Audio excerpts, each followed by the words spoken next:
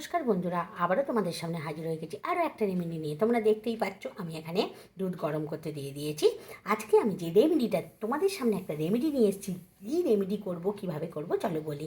আজকে যে রেমেডিটা করব, তোমাদের যদি গায়ে হাতে একদম গ্লো না থাকে, মানে স্কিনে কোনো গ্লোই নেই, অথচ লোমে ভর্তি থাকে, গোঁপ গোঁপ হয়ে থাকে, তার জন্য তোমরা কী করবে, কীভাবে সহজে ঘরোয়া উপায়, মানে ঘরোয়া একদম ঘরোয়া উপায়, কোন বিউটি পার্লারে যেতে হবে না, ঘরোয়া উপায়ে কী করবে চলো দেখে নিই। দেখো দুধ গরম করতে দিয়ে দিয়েছি, এতে কী কী দিচ্ছি চলো দেখাই।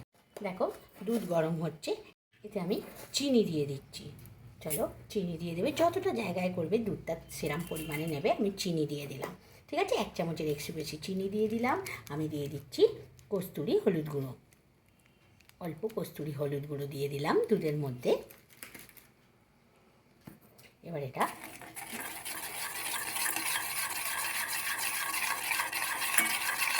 নাড়াতে থাকবো। চলো নাড়িয়ে দেখো এর মধ্যে দিয়ে দিয়েছি, দিয়ে আমি নাড়াচ্ছি, দেখতে পাচ্ছ। ঠিক আছে, এবার চলো এর মধ্যে আরেকটা উপাদান দেবো, চলো দেখাই।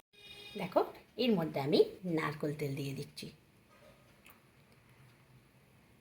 1 চামচের মতো নারকেল তেল দিয়ে সেটাও খুব ভালোভাবে নেড়ে দিচ্ছি। এটা কিন্তু গরম দুধে করতে হবে, তারপর ঠান্ডা হলে অবশ্যই মাখবে, কিন্তু গরম দুধে করতে হবে। চলো সবকটা উপাদানকে দেখো খুব ভালোভাবে নেড়ে দিচ্ছি। চলো হয়ে গেছে আমার। এবার কী করছি চলো দেখাই। নিভিয়ে দিলাম গ্যাসের ফ্লেম, চলো নামিয়ে দেখো এটা তো তৈরি হয়ে গেছে, নামিয়ে নিয়েছি।